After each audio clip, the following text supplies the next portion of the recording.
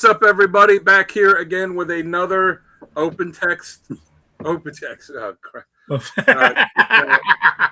to edit that out. I don't know why I was thinking of that awful old company I work for.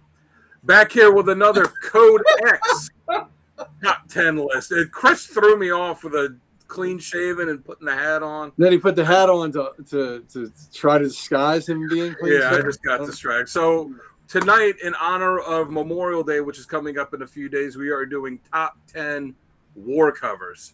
I shave for Memorial Day. Yeah, okay.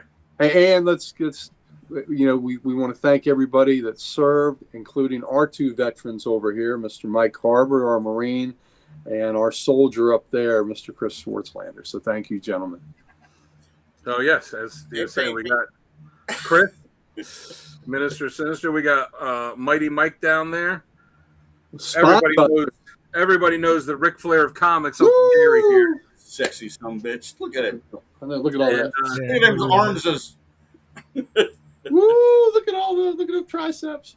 You know, he's so legendary. WTOP came down to do another story on him. And they had me do push-ups again. Yeah. I'd be jealous that y'all don't know, y'all who haven't met him, he's only 3 foot tall. Yeah, but it wide. He is the most jacked Oompa Loompa you've ever seen. That's right. I crushed that young man, didn't I? Yeah. It's like, who was it? What was the one dwarf? Billy Barty? Is that it? It's like if Billy Barty had the physique of Arnold Schwarzenegger in his prime. Yeah. So yeah, Ferrigno's poops. So how you guys all doing tonight? We're doing good, man. I'm happy to be here with to get Mike on the show. My goodness, I love Mikey. Mike was on Codex 2 nights in a row. Two nights in a row. He might explode. Oh my God, he dealt with it was sunny, and now he's here with us. And what a great, appropriate show! It was almost as if Sal was fated to be gone tonight. You know, I did see him this afternoon when we picked our books up at the shop. Yeah. But so Mike, I wanted to ask, how many of the covers that you picked for your list are actually in your collection? 9 out of the 10. Well, for anyone that doesn't know, Mike has, I think, what could be described as a pretty epic war comics collection. There's only one person I know that has a better war comics collection. And that's Damien. That would be the guy that supplied a lot of comics. Yeah, that would be Mighty Mike's dealer. Yeah, he's my dealer too. He's Chris's dealer. I think he's dealt to all of us. Yeah. Oh yeah. And you know what? Damn fine dealer, Warthog Comics. He carries the product we like. Oh, you know what else is cool? Another branch of the service represented with Mr. Damien Hill. Colonel Damien Hill. USAF. And for all of you that think, oh, Air Force flyboy, he flew the A-10, baby. If you know what an A-10 is, the old Warthog. That's the kind. That's the pilot that soldiers and Marines buy drinks for. Yes. Yes. They do a lot of ground support. They kill tanks. Yes, they do. Everything. Yep. Yes. And it's a one-man show, as Damien always used to like to say. One man in that cockpit, and then raining fire and brimstone down on that armor from the enemy. Right. Yep. But that's one of the few Air Force pilots that the Marines and the soldiers respect greatly because of what they remove from the battlefield. I was on one hand, like we respect the medics. That's right. On one hand, I was disappointed he wasn't at LotCon. Yeah. On the other hand, I was like, thank God he wasn't there because your wallet. I would have spent money that I shouldn't have spent, and I also would have been disappointed that I couldn't get a ton of other stuff. But I look forward to seeing him at whatever the next opportunity is. I actually saw him today, and I had some money in my pocket. He took my last dollar. I came home with no dollar. Did he really? Oh, again? When he gets my last dollar bill, he's just happy. I got it again. He's just so happy. He goes, yeah, you're not supposed to leave here with a dollar. He got my last dollar. And, of course, what he'll do is he'll finagle the price down on something and say, okay, it'll be this and that, knowing that that's what I got left. And he'll get that last dollar. I gave him the last book I had was like $25, and he got 5 ones. He goes, "Oh, I got all your ones." Yeah. So I've been like that with him. He's been like, "Oh, that's enough." And Yeah. that's all the money I have That's all the money I got. here. Dave Wolf has done that too. He's taken all the money. Oh, Dave Wolf has absolutely taken every penny I've had. Totally. But Damien was very gleeful that he got my last dollar today. Well, I'll say this since you mentioned the dollar. I told this to Mike, as you know, and I've mentioned on here. What's up? Thank you for joining us. Thank you. As I've mentioned on here many times, I really like the shop Time Warp Comics. They just sell, they don't sell new stuff. It's just old comics. What's up, Pam? Hey, Pam. Bam! Thank you, Pam. And mostly known for dollar books, and they'll have, like I was telling Mike, they have at least 50 boxes of dollar books. But unlike a lot of these places, it's actually organized, like all the Marvel stuff, all the DC stuff, and then not even just that. It's like you want Batman, all the Batman stuff is together: Detective, Batman, Nightwing, Robin, all that. And they're having a sale this weekend for Memorial Day, so it's 25% off. Well, he calls them showcase, but it's like all the individually priced books. $25 off, or 25% off all the books.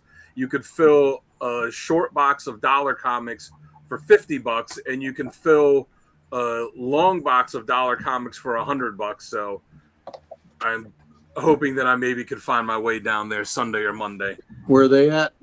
Down in Hughesville, Maryland. So if anybody is interested, just going to give them a plug to check them out, because they're really cool. And the guy that owns the place, Keith, super cool guy.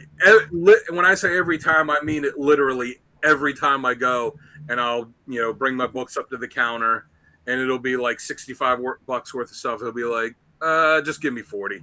Like, you don't even have to, he just, you're paying in cash. He just does it. And he see me put books back. He's like, what are you doing? I just can't afford it today. And he goes, just take it. Like, and that's not dollar books. It's like $5, $7 books and stuff. And he's like, just take them. I hate to see people put stuff back. That's awesome. So that's awesome. I'm hoping that's what I'll be able to do for Memorial Day. I'm sure I won't be able to, but Gary squeezes every ounce of every bit of change out of me when I'm over at Comic Logic. They're like, they just want all my money. Well, what you do, there's a technique to it. You grab They him don't by give his me anything ankles, free. They're like, grab him by his ankles, you hold him upside down, and just shake him. it's just like a Looney Tune cartoon. Exactly. oh, my wallet. Nope, it's ours now. Yep. Oh, there's a credit card. Look. So if anybody watching is having if any of their local shops are having Memorial Day sales or anything, put it in the comments so we can let people know. So yeah, we're doing top 10 war covers tonight. So Sal is not here, but he did send 10 covers in. We're going to show those. Pam sent 3 covers in, so we're going to start off with Sal's, and with Pam's, and then we're going to do Sal's. And Sal didn't have any order form, so I'm just gonna go through those. And then we're gonna take turns going through ours, all of our 10s and then 9s and so on and so forth, counting down to 1. I didn't think we were going to show Sal's, because that's the reason he couldn't be on the show, because he had 10 Mussolini covers, and we just could not have that. They were all Mussolini. I don't know. All Mussolini, yeah. I mean, there were even Korean and Vietnam comics that he chose with Mussolini on the cover. Yeah, I don't know how it was possible. I don't know how he found covers of guys shooting bazookas that were shooting giant meatballs. Yeah. But, I mean, he managed to find them. Yep. He managed to find. You think it's bad? The pizza mortar.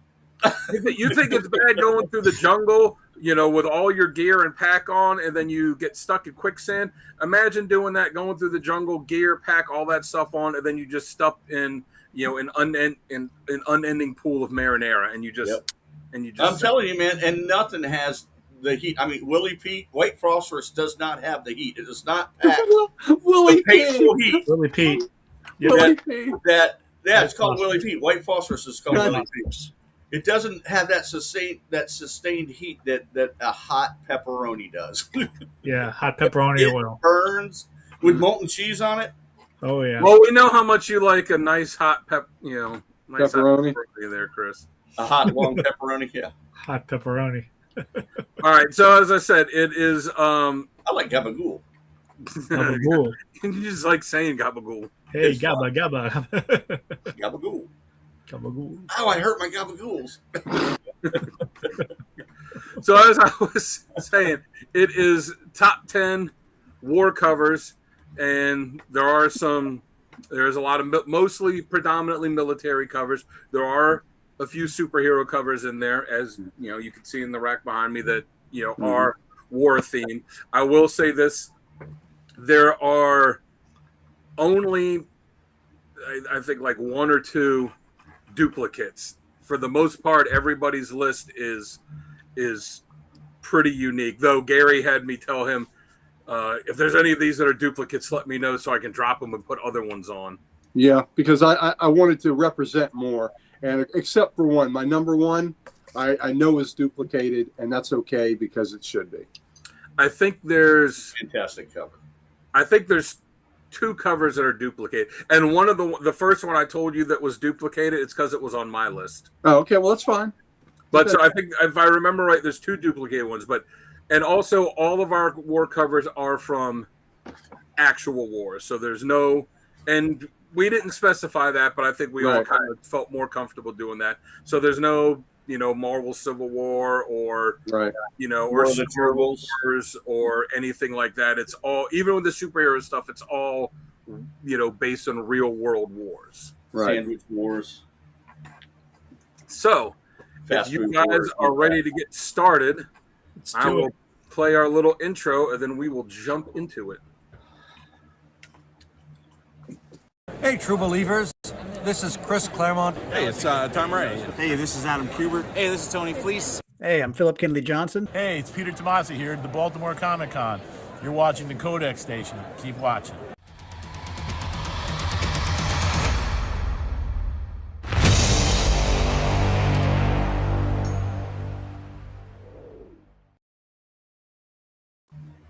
What's up, everybody? Codex here with our top 10 war covers in celebration. I don't know if celebration is the right word for commemoration. Memorial Day that's upcoming. In Commemoration. Yes. Commemoration. So I'm your host tonight, Dan. We got this guy who claims to be Chris, though he looks a little different. But we're gonna go with it for tonight. Down the corner there that I normally inhabit, we got Mighty Mike, and then the Ric Flair of comics, Gary. With Chris, it says the Minister of Sinister. Tonight, he just looks like the Minister. I felt out in there. Yeah. So as we're jumping in, so we each have our top 10 covers that we picked. We're going to show them, go around, show them starting at 10, down to 1. Counting down. Sal is not here tonight, but he did send 10 covers in no particular order, so we're going to show those first. Pam also sent 3 covers in that's to Sal that he made a nice title card for us, or a nice slide for us. So we're going to show those. But the first thing I wanted to show is today just happened to have a field trip with my daughter's 2nd grade class, and I got to be a chaperone to go to the Air and Space Museum. And when we go in and we're walking around, the first spot that the kids wanted to go to, they wanted to go, the group I was in, they wanted to go upstairs and like, let's go over here first. And the first spot we saw as I was walking in, the first thing I saw on the wall, and I was like, well, this is pretty appropriate since we're doing top 10 war covers tonight, is this. That was very It's a big cool. display of war covers. Mm-hmm. That's fantastic. So I had to get a picture of that, and I'm like, man, if that's not serendipitous. That is cool. Was that in which air in space? DC. Oh, Okay. DC. Yeah, because the one out here by Dulles Airport's Uvar Hazy, and that's the other Air and Space. Yeah, no, that would have been. I think that would have been too much of a drive. Yeah. But anyways, I just thought, I was like, man, that's pretty cool. I got to show that tonight. Very So cool. we are, as I said, we are going to start off with Pam's slide with her 3 covers. Oh, very nice, Pam. Yep, and I know that Nice. GI Combat was originally on Gary's list. Yep. And I told him, oh, well, it's a double. And he's like, all right, drop it. I'm going to put another one in. But That that was a nice cover. that was done by the great Jerry Grandetti, who was a master of the tone covers. And That's gorgeous. that's a gray tone cover. Look at the sweat coming off that guy and That's the amazing. determination. You know, he's hot. He's in the jungle, and he's got that steely gaze. He's got the bayonet hooked up to that weapon. Oh, so good. I've sweat like that eating hot peppers. Sweat like that on the toilet. getting rid of the hot peppers after I've eaten them. Yeah. So yeah, we got that That enemy is fantastic enemy ace one, and that Weird War had Weird War is just so many great cover. wicked so as many cool hell. covers. That should be I think that's a Dominguez, and the enemy ace. Yeah, if it's an earlier one, it's Dominguez. Yeah, the enemy ace, of course, is a Kubert. Yep. And I picked a cover that's very, very similar to that. So this was almost the one I picked. So that's interesting. And that's a showcase. That's showcase 57. Yep. So that's when he got his showcase. It wasn't his first appearance, but it was when he got a showcase 2-issue run. Yeah. Yeah. You did great, Pam. Those are We great. should substitute code. Those are nice. Yeah. Yeah, those are great covers. Yeah, They are. Those are fantastic. And the one thing I think the coolest thing about the Weird War is the logo, all the dead bodies in the logo. Yeah. Especially the dude laying over the R. Pam, great choices. And I had that same GI Combat cover. It's so great. So great taste on that, Pam. Well, that is not the only time you're going to be seeing a Weird World Tales cover tonight. It is not. It's I know somebody loaded up pretty good, and I could have done all 10 on Weird War, but I didn't. Weird War is awesome. I couldn't get away from him once I started looking at him. I know. All right, now we're going to go through Sal's next in no particular order because he gave me no particular order. He just said, here's 10 covers. So. It's nice. Yeah. Oh, look at that. Oh, yeah. Yeah. And I think that's Heath, yeah. Oh, then you know what? I forgot to put a NAM cover in mine, but I don't know where I would have put it. But I'm glad he put the NAM in, or the NAM. And that's not the only appearance of a cover from the NAM that you'll be seeing. Good. Oh, that's a great cover. Yeah. And let's see that flame. Yeah. War. Huh. Good God. What is it good for? War cover night. That's what it's good for. Great Sergeant Rock one. Yeah. Another great You're going to see a lot of Sergeant Rock tonight, too. Yep. Yeah. Great Rock, baby. Cover. Rock's the man. Yeah, he is. Here you go again. Yeah. You know, it's funny. There we go. Whenever I type Sergeant Rock, when I'm texting or sending a message, it always wants to autocorrect it to Sergeant Rick. I almost picked that guy right there. I believe Rock is the most well-known war comic character. He's got to be. Hands down. Yes. Oh, like if you're not including superheroes in it? Yes. Like just strictly war. Yeah, I mean just like war comic. Oh, yeah. Yeah. Just regular enlisted man. Yep. Well, or officer. I think Nick Fury is more well-known, but he's not well-known as a combat character. He's well-known as like the shield. Yeah, I'm not talking about Sergeant Fury. Yeah, that's right. Yeah, I'm talking about the World War II. Yep, exactly. On the ground fighting forces. Oh, look at that. Yeah. Beach party. Lad on the cover of that one. Wow. There you go. That's great Weird War. Shit, I hate it when that happens, man. Yeah, everything's okay here. Yeah, that's cool. Yeah. And look at that. Gunner and Sarge. That might be a Russ Heath. Mike, does that look like Heath? That looks like Heath. Yeah. How'd they? Gunner, Sarge, and Pooch. Yep. Would they run that Jeep into the propeller? Looks like it. Yeah, it's tearing it up. Look at it. It's tearing That's up the front of it. insane. Yeah. All right, so now we're going. A couple jarheads. Now we are going to get into these, but let me say this, do this beforehand. I do have, unbeknownst to these guys, I do have a very special war cover that I wanted to show. Doiby Dickles, I can hear. No, it's a war cover, but I didn't have space in my list for it, but. Yeah, it's Doiby Dickles. Yeah, see, I knew. Thank you, Dan. Yeah, I didn't know you were going to do it. Yeah. Oh, How gee. did you not pick this one, Chris? How did you not pick this? Oh, God bless you, Dan. And the streak continues. What you do is when you're in battle, you squat down beside that little short spud and let him take all the bullets. There we go. He'll block Hey, him with his how can wrench. you hate on Doiby? He's going to serve his country. Where's You his know what? wrench? He is. He's serving his country in a tank named Gertrude. Thank you, Gertrude. That wrench is in that bag, isn't it? His fat ass is a tank. Look at. Yeah. He would never make the height nor the weight required. No. Not too Anyways, pushy. I had to. Oh, see, Pam appreciates it. See. He could have been a tunnel rat. Look, I knew it was coming. I knew there It had has to to be be a big tunnel. I had no idea. Yeah, big tunnel. Gary, I had no idea. Hand to God, I had no idea he was going to do He that. did. I literally just came up with that 2 minutes ago. I was I like, am oh yeah, glad I that he put did. one in. I'm shocked Chris didn't pick that. Never gonna stop. Yeah. All right, so since this is Mike's first appearance on a top 10 list, we're going to start with you and Sweet. your number 10 pick.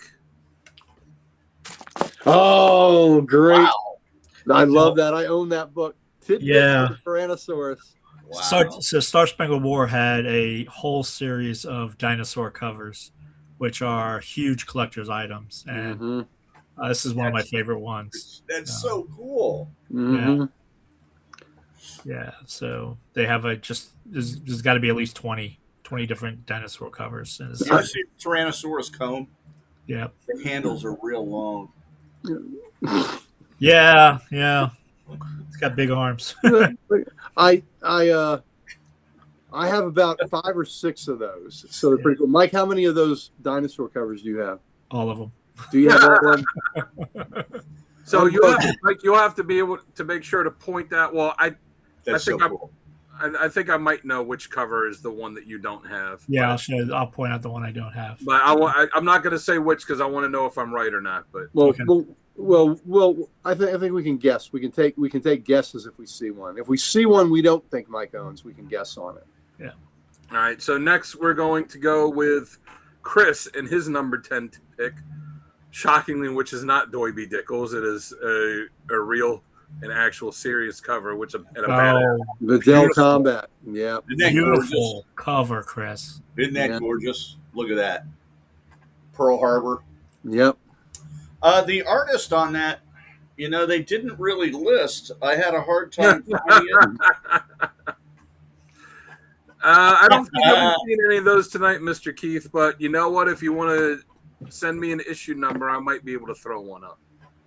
I'm going to list that artist as Sam Glanzman, but he's only listed as the interior artist and the inker, and they have no other information on this book. Wow. And I looked in a lot of places. Yeah, that's the sad part about looking up info on a lot of these older books is they just didn't bother. It's like they didn't track. Like, oh, nobody will care. They just didn't bother to list who the creators were. Yeah. And it's only fans, and like historians of it later on that are trying to figure it out. And they're like, I know this guy did this cover and these ones look like it in the same time frame. And, What number is that one? 2. I do not have that book. I wish I did. I'm looking on Mike's Amazing World of Comics, and they're one of the best sources out there, and he doesn't have it on this either. Yeah.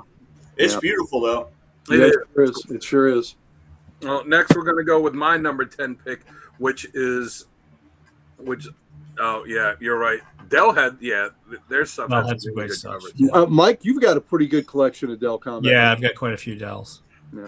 But my next one is also a war aerial cover, and this is a book that Hey, what's up, Booge? Thank you for joining us. Hello, brother. This is a book that I very much covet, and maybe has something to do with my dad operating the World War II bomber. That, as I've said before, kind of gives me an affinity for World War II characters. But I absolutely love this cover, and I very much covet owning it one day. Adventure Comics. Oh, wow. Wow. I consider that one. Guess who has one of those that he owns? That would be Mr. Damian Hill. Hey, Damien. Yeah. Wow. And Damien owns a lot of the great superhero aviation covers too, because he was Air Force. So yeah, he's got a beautiful copy of that. I considered that picking that one, that great Starman cover. Yeah. And it's not. I don't think the actual plane there is not even really a plane, because my dad's an expert in that, and I showed him the cover once, and I was like, "Hey, what plane is this?" And he's like, "Yeah, it's not really a plane. It's like it's got parts of this kind of plane, and kind of a design of this kind of plane. So it's just kind of amalgamation." But I love this cover. At one point, there was one on eBay that was a decent looking copy for a few $100 that was on there for a while, and I just didn't have the money for it. And now it's gone, and I keep looking to see if one will pop back up, but. That's a good look. That's a great book. Great cover. It's a great cover. And it's Starman too. I mean, Yeah. Mhm. And then we're going to round it out with Uncle Gary's number 10 pick, since it was Uncle Gary's idea to do top 10 war covers, and his number 10 pick. Thank you. All right. Nice. I love this cover just because it's Look at that. not what you. I have this displayed right over there. I can see it. Yeah.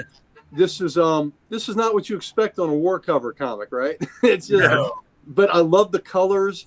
I love the underwater, that shark right there. Floating mines, jumping, we're dead. And I had to replace an Unknown Soldier one, and that was poignant. And I'm glad that other one will still be here tonight.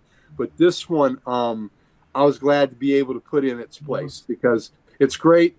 And I just think that is so cool. The colors, the vibrancy, the great Kubrick cover. And what somebody almost ruined this for me by saying, well, they're in a rubber raft. That's not going to set off that mine. But I don't care. I love it. That was me. Yeah, that was you. Yeah. So There were two types of those mines. One was magnetic, others were contact. okay. So even a rubber raft could set one off. Yeah, because it would push in the Okay. Yeah. spikes. That Yeah. would snap the mine I off. wonder if that's the pressure that they're set for. Yeah. I wonder if that's the same shark that then went on to fight Ghost Rider underwater on his cover. I Well, think Ghost that's Rider- also the same shark that the Fonz jumped. Yeah, and, Oh, and Catman. There's a great Catman cover. Oh, with that. That's right. And could be the Shark shark attacked that comes Batman out. in the Batman movie too. Yep. And Action Comics. There's one, the Mike Grell cover. Those early DC Bronze Age books, I just love the colors on them. The background colors are I love just the colors. so I love the trade dress. Right. I love the DC logo, and the 20 DC bullet. I just the colors on this thing pop so well. Like I said, I'm looking at mine Gorgeous. over there, and it's just absolutely gorgeous. I ended up using probably 4 books I have displayed out. So, and that's one of them. So cool, kind of unique. Unique in the coloration. Dig All it. right, and so Thank we're you. going back up to Mighty Mike for his number 9 pick. Oh, look at that! There you go. Wow. Yeah. So tone cover and also one of the first covers of the Haunted Tank. I think it is the first. I think we all knew you were going to have at least one Haunted Tank. Yeah. Now, is that the? Oh no, that's 101, isn't it? Yeah. Okay, so it's not the first Haunted Tank cover. Yeah, but That it's is really cool. Yeah. So Oh, Yeah, so they're- cool. Love the Haunted Tank, man. yeah, my favorite. Look at that fireball. Look at that fireball. He's turned that plane into. That's amazing. And look I at don't that. even have to ask. I know that you own this. Yep. Well, Yeah. wait a Oh. minute, Mike. Your unbroken run of GI Combat starts from where? 1. 285 issues, right? 288. 288. Wow. He's got 1 through 288. What a hell of a run. And Our Army at War, and it morphed into Sergeant Rock, 422 issues. How many shy are you of that? I think I'm like 15. Man, that is mega deal That's right there. massive, dude. Yeah. I'm sorry, it's 19. It might be. It might be, Boosh. Well, it's not often that we, usually we do the that bit with Gary. Oh, what's your run start at? Oh, Yeah. 1. Yep, that's right. We can do that with Mike on that. Starts uninterrupted run starts Absolutely. at what? 1. Yep. Yeah, because I mean, if you were going to do that with me, it wouldn't be any major book like it would be like the '90s Guardians of the Galaxy. West Coast Avengers. Start at? Who cares? That's not true. That's You have 102. all of Infinity Inc., don't you? No, I don't have all that. I have all of All-Star Squadron. Yeah, All-Star Squadron. But he's got all the West Coast Avengers, and that's over 100. That's a Yeah. good one. No, I mean, well, I'm talking about like prestige books, real expensive ones. All right. And we're going to Chris for his number 9 pick. Yes. No surprise that these characters are making an appearance. Yeah. But yeah, anyways. Isn't that gorgeous? Look at that. Beautiful. Beautiful. That's I love the um, clouds making the skull. yeah. Yep. It's just Death is watching what's happening. And I love that it's a World War I cover, Yeah. too. And just like Pam Got these had that, fuckers coming out of the sky. Pam had that great World War I cover on her Weird War. But yeah, look at the logo though. Look at the Yeah. dude laying over the bottom of the jar. Yeah. So Yeah. good. Yeah, so cool. I wasted my little intro. That's for a book that's coming up later in Chris's picks, but it also has all red at the top of it. And when I'm looking at the tiny little icons to click on them, it's easy to miss them. You have this one too, don't you, Mike? You have the entire run of World War. I have the run of World War. All So do I. I got them 124 all. issues. I've got 124. That's a good run. Yep. Yeah. Just I have- beautiful books, man. Just I have beautiful. every DC Bronze Age horror, and that is Bronze Age horror, brother. Yeah. Yeah, it is, Pam. They're so good. So All right, we're going to go with my number 9 pick, which I didn't have many superhero picks in mind, but this is another one, which I actually happen to have on my rack right behind me. great. Oh, yeah. Great. Invaders number Look 1. at Great. Love it. Because there were a lot of Invaders covers where they're. Well, sorry, what were you saying? I was just saying, look at that. That's amazing. There's a lot of Invaders covers where they're fighting Nazis and they're fighting like Masterman and them, but this is one I picked. It's just a great cover, but they're fighting like actual, legit, plane soldiers, all that. I just love it. That's And- great. I love following that that trail, the Human Torch. Yeah, That's so And- cool. Gary happened to get this autograph for me. Roy Thomas. Yep. There you go. And, Very cool. Very nice. and And I liked it. It's those 3. It's the main 3 on it. Yeah. yeah, Is that a Gil Kane cover? Maybe. I think it is.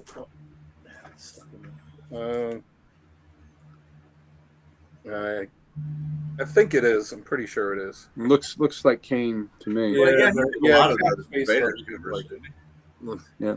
So there was one more. There was another superhero cover. It was number 10 on my list, but I ended up dropping it for the Starman one. But it was this really cool Action Comics one where Superman is punching a Nazi tank. Oh, yeah. That's a great one. That's a But great. but then I looked at it, I was like, I don't have any aviation ones. I really want to have that on there. I love this Starman cover, so Yeah. sacrifices must be made. Yep. That'll be for the next round of top 10 war covers. Yeah, Booge. Yeah. I love the Invaders. Yeah, Oh, me great. too. Yeah, I've got the whole. Yeah, I've got all them too. Oh, yep, I have that complete. You run. have that run too, Dan. Yes. That's a run I don't have. Yep. There you go. I have complete runs of all the Invaders.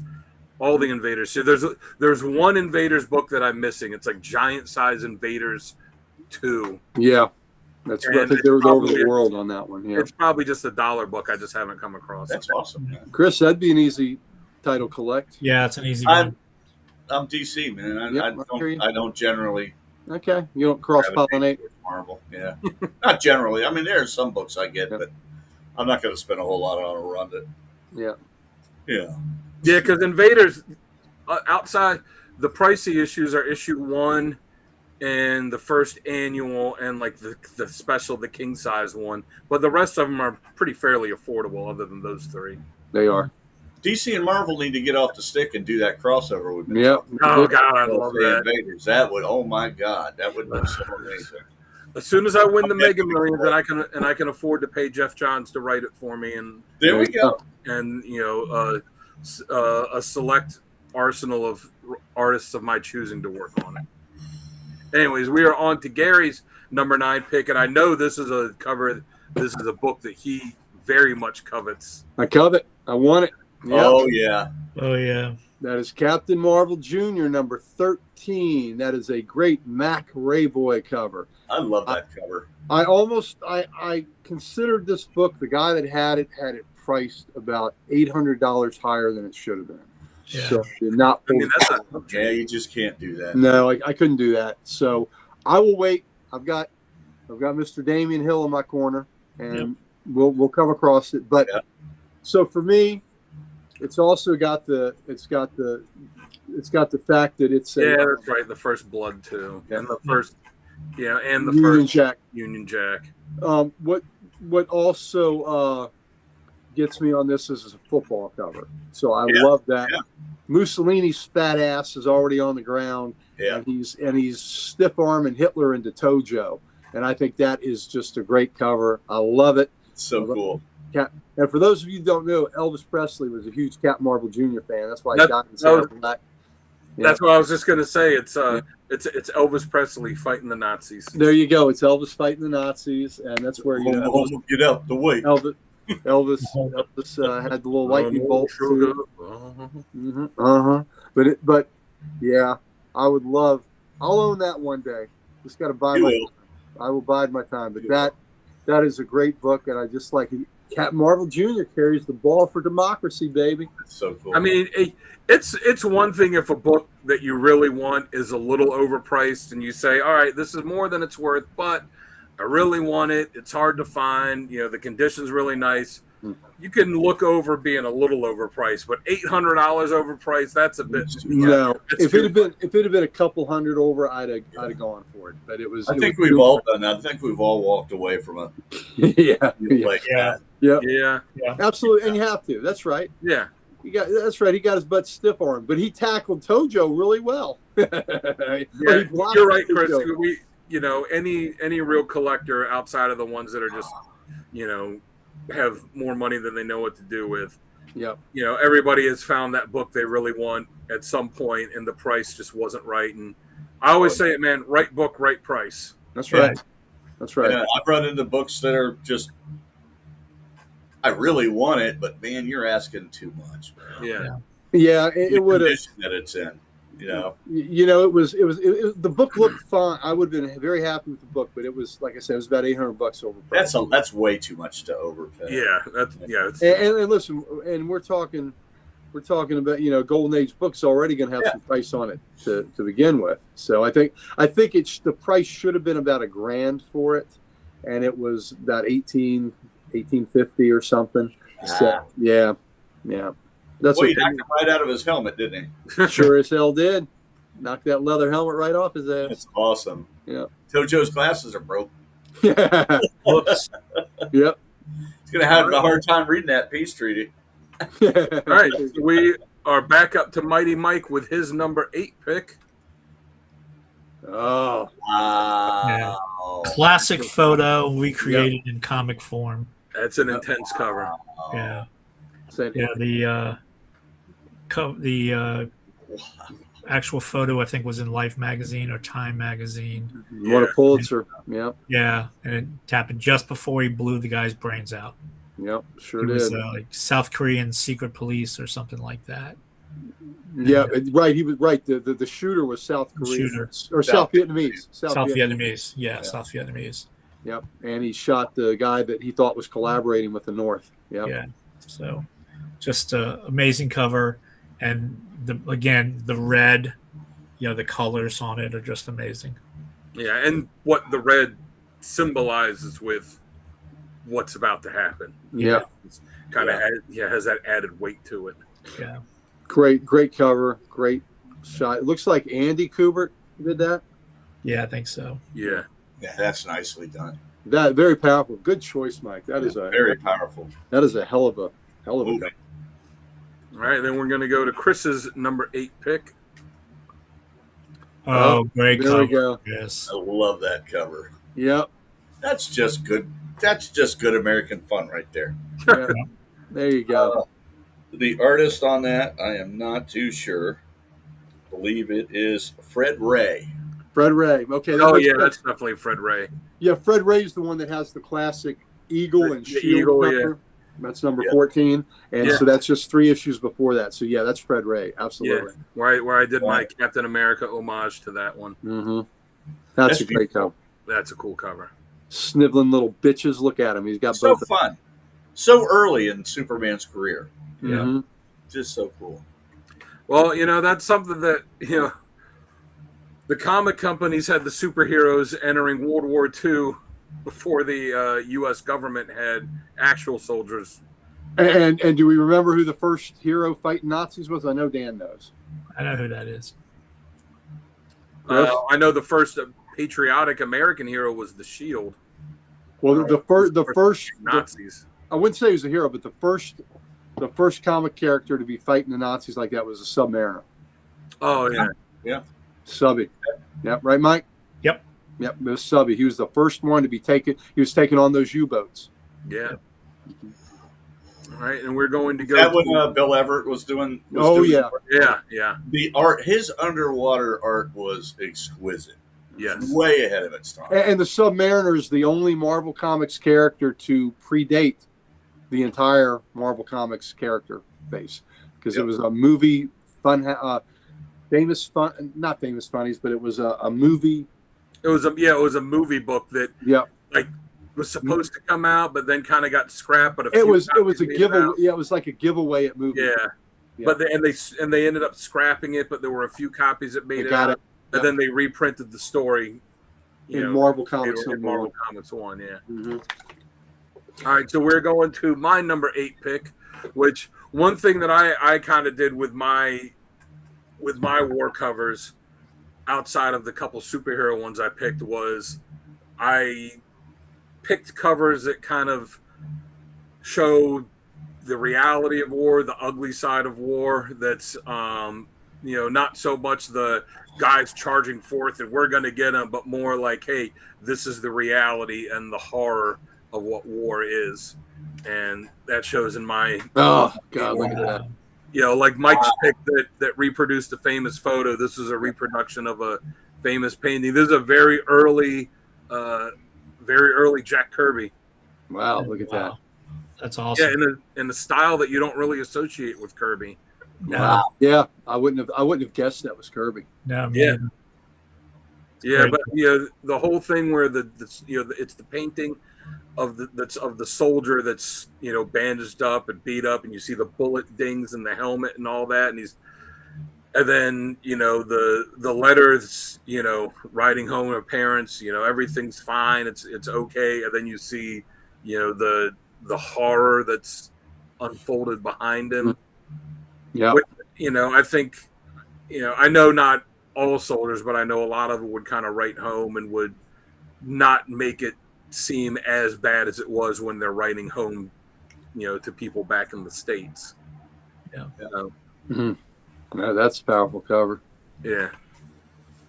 And again, early Kirby, and the where it says like this is war is seen by the guys in the foxhole. The selling point of this comic was that it was a comic that was made by guys that actually served in World War II, and that was kind of the selling point of it at the time.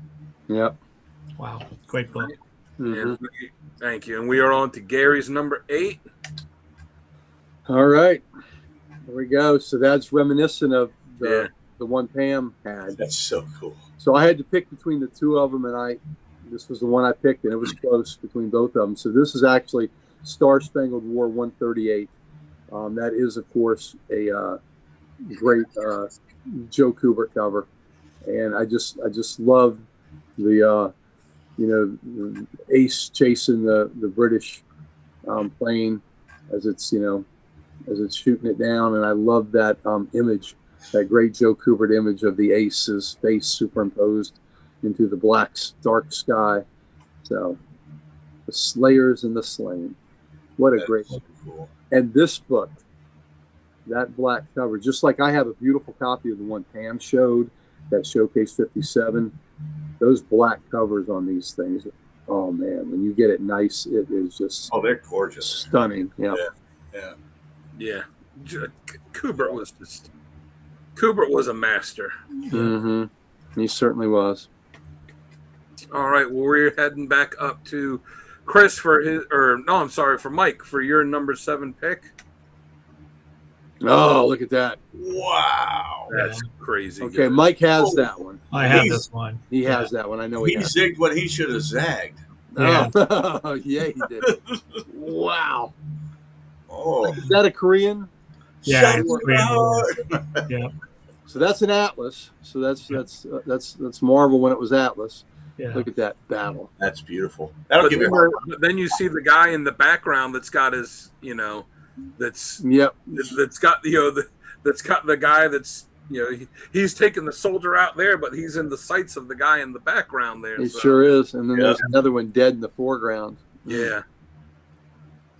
That is just enemy patrol. A great cover. Yep.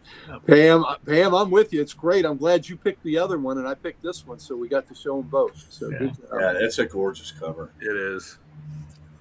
All right, so we are. That is really cool. Mm-hmm. Who did the art to that? Do we know? Do not know. That's really nice. Mm. All right, we are on to Chris's number 7 pick. Monkeys. That is a Jim Starlin cover. Yes, it is. And I absolutely love that. When Chris told me he was going to put this, it took everything in me not to put the Sergeant Gorilla cover in from us. Right? I just love this. Yeah, it is so good. It is so good. What's worse than Nazis? Gorilla Nazis. Gorilla Nazis. They're worse than zombie Nazis. Zombie Nazis are dumb. Hey, that battle number, Mike, what number was that battle? I think it was 9. No, it wasn't 9. Okay. It was 9. The primate platoon. That looks like something Nazi scientists would cook up in a lab, doesn't it? Or maybe it was 19. It was 16. 16.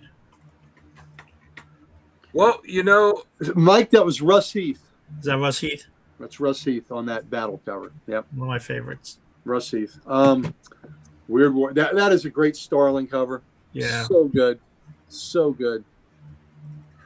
Well, the trade dress looks smaller on this one, is it? Yes. Yes. Or is it just off center? It's off center and smaller. Okay. I think they wanted to show. I mean, I think the image dictated that. Yeah. Well, number 1 on Carmine Infantino's list of things that you could put on a cover to sell a comic. Number 1, gorillas. Gorillas sell. Yeah, it's true. And Nazi gorillas. And Nazi gorillas. That's adding a whole. Be like, what's happening here? Yeah. Here, take my money. What's going on? Yeah, take my money. All right, run this credit card as many times as you need. Yeah. All right, well, we're going with my number 7 pick. We're taking a trip a little forward from World War II to Vietnam with the issue of the Nam. Wow. Wow. Definitely Joe Holland. I picked this one because, you heard so many stories of, guys that turn to certain substances to be able to help them cope with and get through the horrors of what we're seeing. But I think the war that's most associated with is Vietnam. Yeah, absolutely. And especially the heroin there. And it's so widely associated with that war, just like the horrors of what the guys had to go through and what they had to see, that when I was going through covers, because I just went through the NAM and started issue 1 and went through every cover. I was like, I'm going to have one of these on here. And when I saw this one, I was like, that's it. Yeah, that was powerful. Yeah, that is really great covers in the now. Yeah. That is something, man. Mm-hmm. Yeah. Where it's, that's touching too. It's, I mean, you guys, there's, for these soldiers that are in the war, there's so many lives that are destroyed. And it's not just the soldiers that die. It's a lot of the ones that survive. Yeah. Yeah. So, and it doesn't just affect the soldier. It affects the whole family. Yep. Yeah. All right. So we are on. Friends. They're friends as well. Yeah. So we are on to Gary with his number 7 pick. Yeah. My That- boy. Oh yeah. Nice one. That is one of my favorite Cap covers of all time. Another book I have displayed. You know, I love that book. It's very much The Great Escape, Steve McQueen on the bike, you know, with the Nazi camp. That is by Keith Pollard and Al Milgram. And the colors in that are just so great. The Nazis shooting at him. He's on the bike. I just think it happened to Dubinwald. Everything that's cool about Captain America is on that cover right there. Yeah. You know, I just think that is so freaking awesome. Isn't it great? I just love that cover. Every time I see that cover, it makes me smile. Mike, I mean, Dan is a Cap fan. I think you certainly approve of that one. Oh yeah. What happened to Sharon Carter? What'd you say? What happened to Sharon Carter? I'm sorry, I didn't mean to interrupt. No, it's fine. I was going to say, I think ashamedly, I don't think I actually have a copy of this one yet. I think it's one of the ones I still have to acquire. But yeah. And look, you may not notice this, but the dude in the tower is shooting him in the back, and it's bouncing off the shield. Yeah.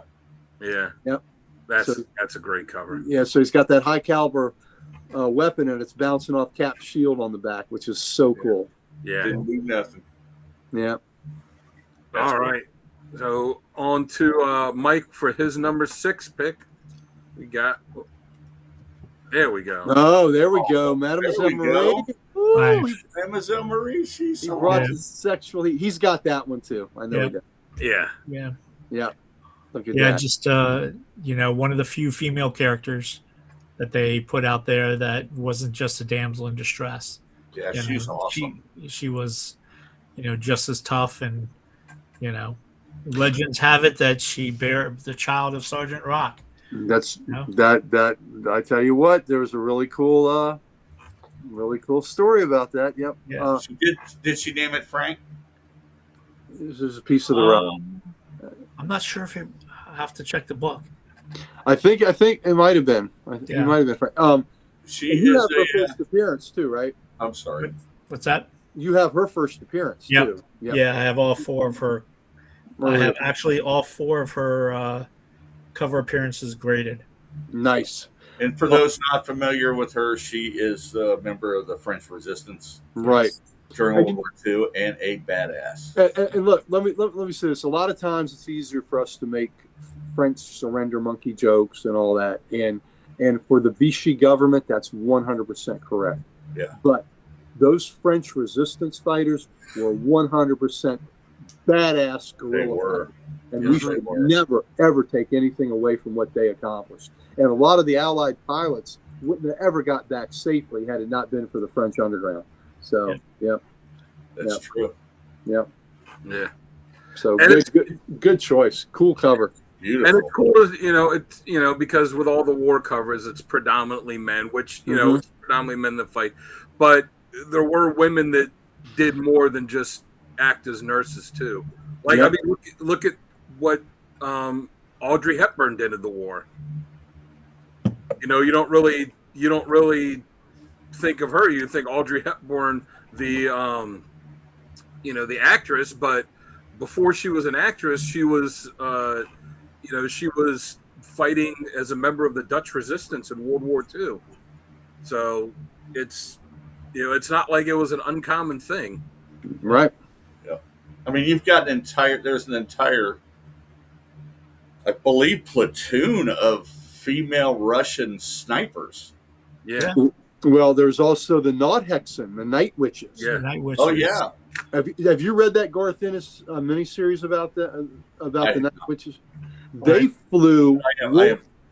They flew World War I planes in World War II because they wouldn't give them the newer ones. They had to fly those. They would fly at night and they would bomb the Germans in their barracks, and they hated them. The Germans hated those women, but they would fly those things at night because they couldn't compete in the air, and they called them the. Yeah.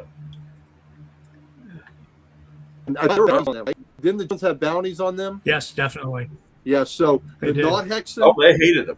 Yeah. Oh, absolutely. Because They had no idea when they were coming. I mean, no, and you don't usually fly these sorties at night, but they're flying at night because that's the only. especially World War One planes flying. Yes. Old rickety Dangerous biplanes. as hell.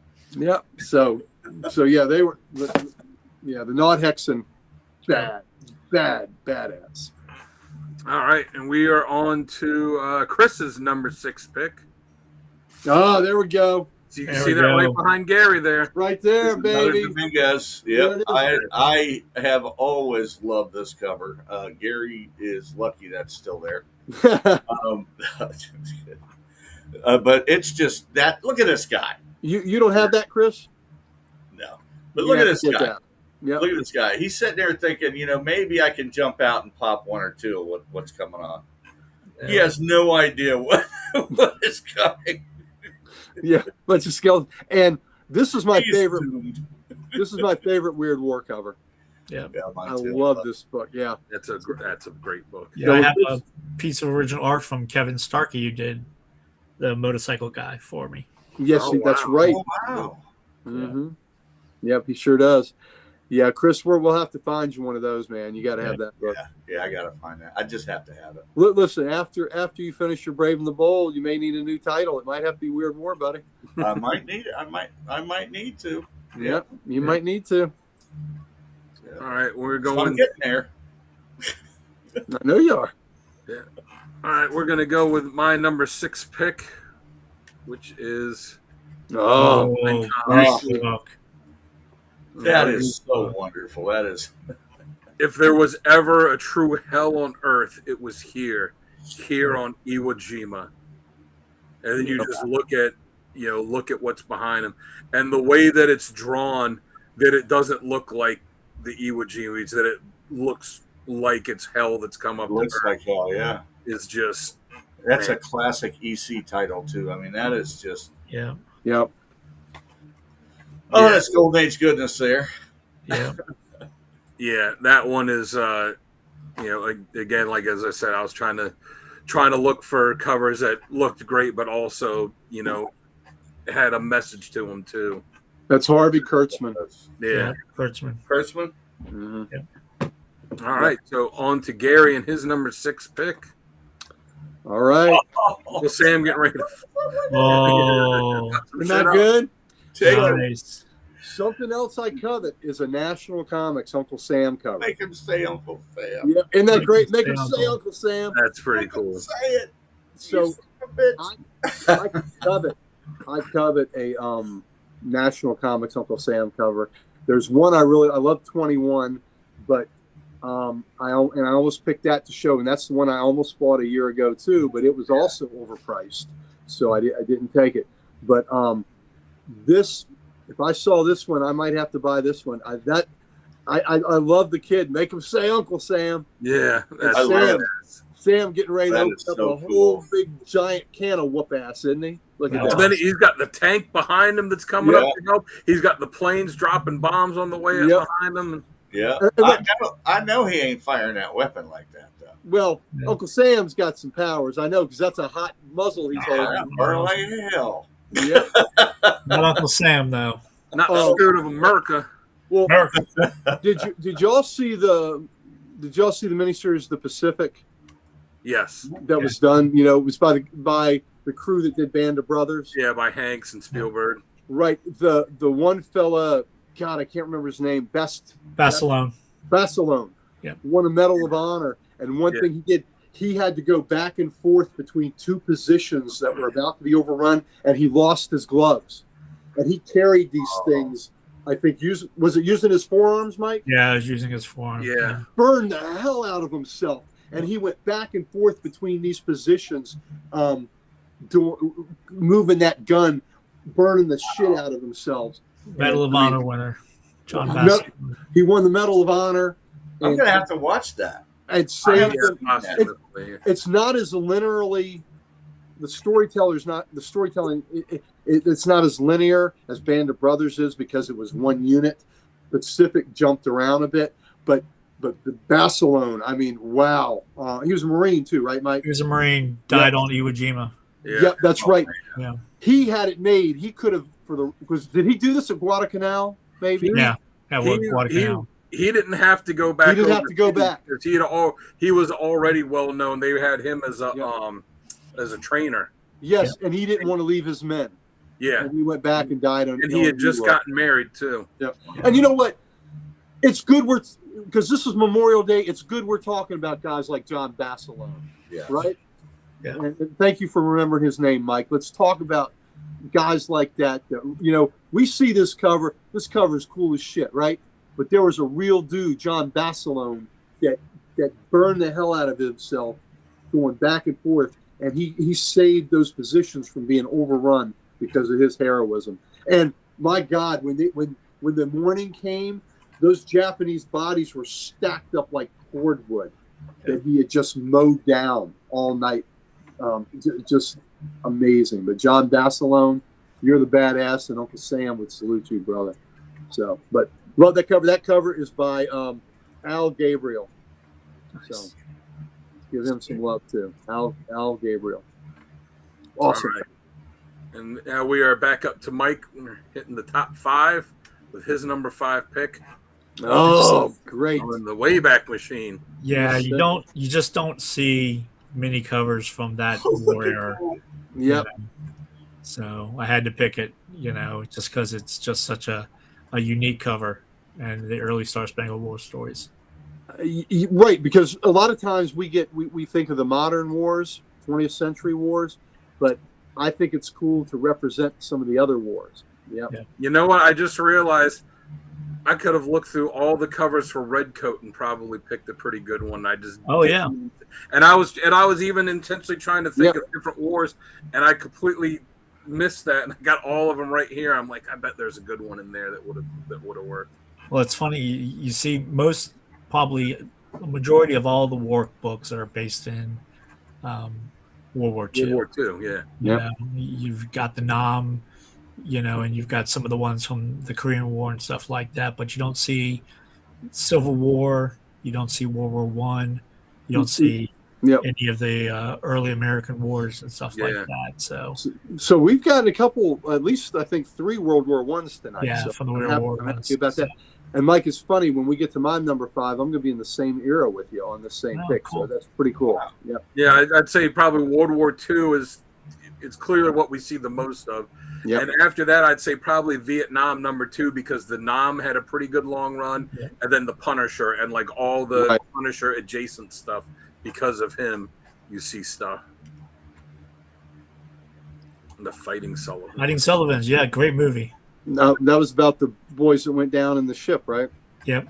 The Sullivan brothers. Yep. Yep. Oh, Pam, you are absolutely right. I mean, they had caveman stuff in World War. Yep. Yeah. Viking stuff and things like that. And you know what? One weird war cover I did not use because it really didn't depict a battle per se. It is really poignant. It's by Joe Kubert, and it shows a Nazi SS officer, and he's looking in horror in a mirror, and there's these skeletal prison camp. So, I know that. They're Jewish, and they're tailors, and they're all coming at him with needles and things like that. Oh, Chris, it is amazing, and the horror in his face, and they're all dressed in the prison camp, striped, uniforms. Yeah, they're coming at him with the needles and thread. And it is. I would count that as a war cover too. Yeah, I like that one for the Nam I had with the hypodermic needle. Like it's not combat, but there's more to war than just straight up combat. Yeah, I just pulled back. I guess but it's an amazing cover. It is. Chris, I'll find the number for it, or I'll shoot you a picture. Yeah, that was a good one. Excellent.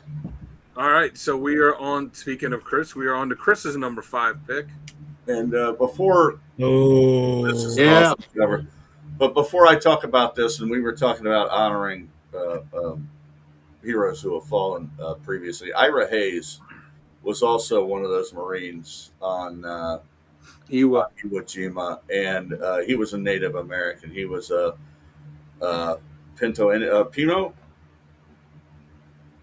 Pima? Pima. I think Pima. And and he was one of the 6 people that raised the flag. The 6 Marines that raised the flag.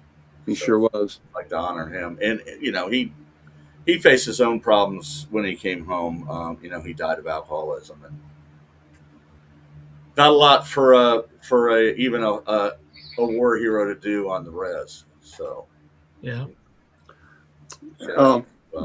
Without a doubt, Ira Hayes, definitely hero. Just like all the Navajo code talkers. Yeah, the wind talkers. What they did in the Pacific, and without them, man, it would have been a whole different war in the Pacific.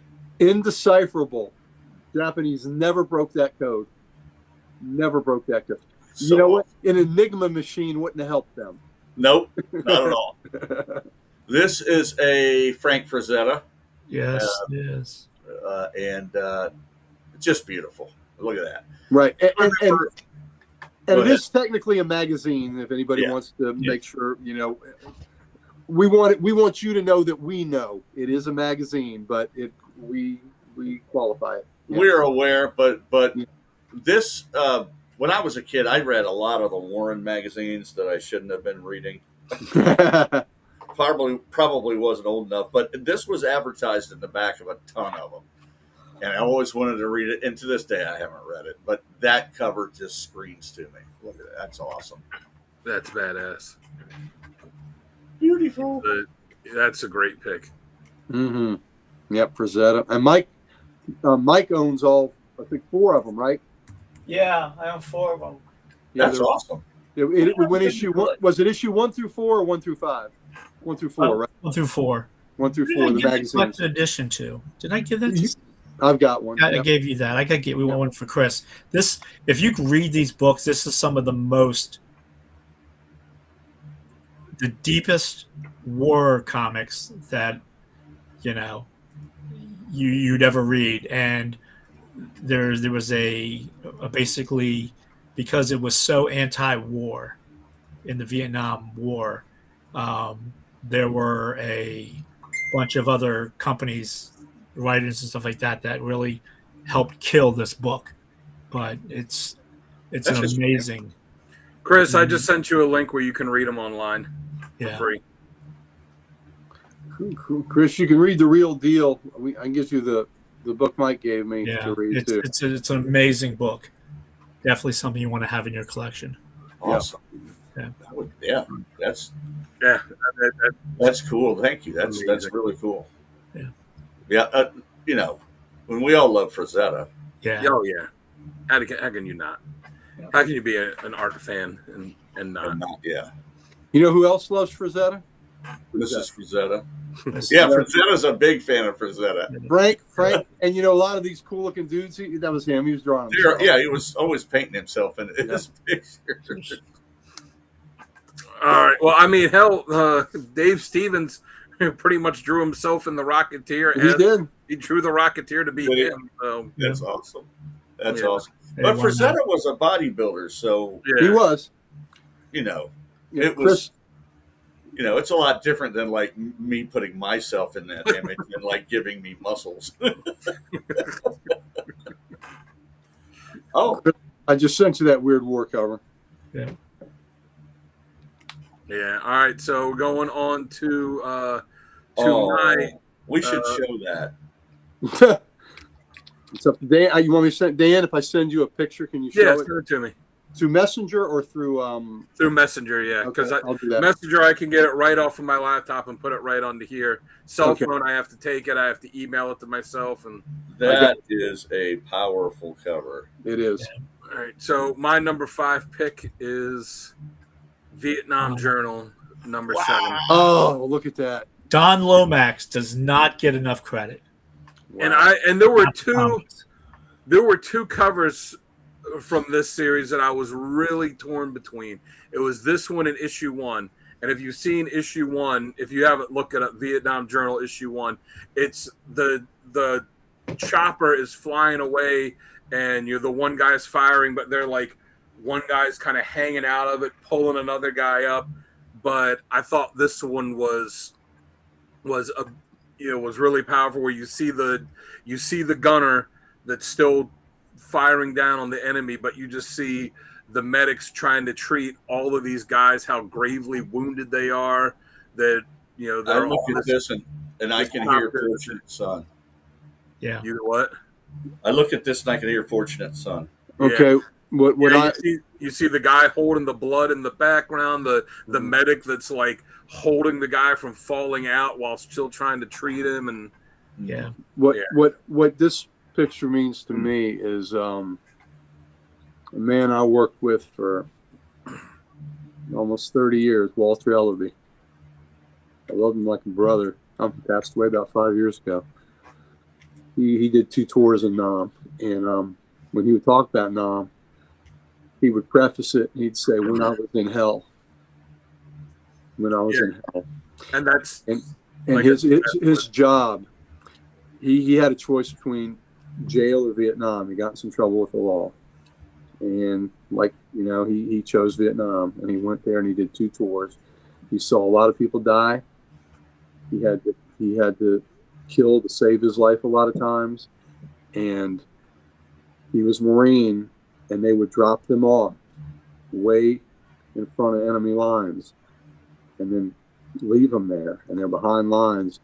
And when those choppers would come back and get them and take them back, he said it was just such a glorious feeling. But a lot of times they were under fire. And we talk about the rivalries between the services, right? And Marines are always giving the soldiers shit and stuff like that. Walt was so grateful for the air cap. He thought, he had the highest respect. He said those, and I will say this: the best headgear in the military. I will die on that hill. Those air cab, those are the old Western cavalry hats, is what the air cab, their headgear. But he said those pilots flying those choppers were adrenaline junkies, and the gunners there were badass as hell that were keeping the enemy back while they were loading their guys on there. But he said the fact that they would come in when it was hot like that and take them out of there when they were taking fire, he had the utmost respect for those guys. But when I see that, I think of my buddy Walt, who I love like a brother, and what he had to deal with for 2 tours in Vietnam. And it was just like that. And that picture's kind of got me a little bit. That it really brought me back thinking of Walt. So God bless you, Walt. Pilots, man, I'm telling you. Yep. You talk about guys that you talk about bravery. They're not even. I mean, they're flying in there as sitting ducks. There's not really a whole lot that they can do. Yeah, and I've been on a ton of Blackhawks doing infills and exfills, and those pilots, Army chopper pilots, are some of the best pilots in the world, man. Yeah, they're amazing. The way they fly at night, staggered, without hitting each other, is just phenomenal to me. And they're always there to pull us out. Yeah, absolutely. So God bless those guys that dealt with that very situation right there. Great cover, Dan. Great cover. Yeah. Great book. Actually, this is a great series of books by Don Lomax. There's 16 of them in the Vietnam Journal. He did also Vietnam Journal Tet Offensive. I think Tet 68. Was he a vet, Mike? Yeah, he was. And really, really just fantastic books if you can ever find them. Do you have them? I do. Yeah. Nice. And the Nam, let's say the guy that wrote the Nam, was it Murray? Yep. He was also a vet. Yeah. I gotta say, just because I mentioned issue 1, because I had a hard time picking between. This is the cover for 1. Yeah, that's issue 1. Yeah. That's where you see under fire, just trying to pull him up and get him to safety. Yeah. And that's a great story, the field jacket, all about this field jacket that this guy gets and how it's passed on from person to person to person.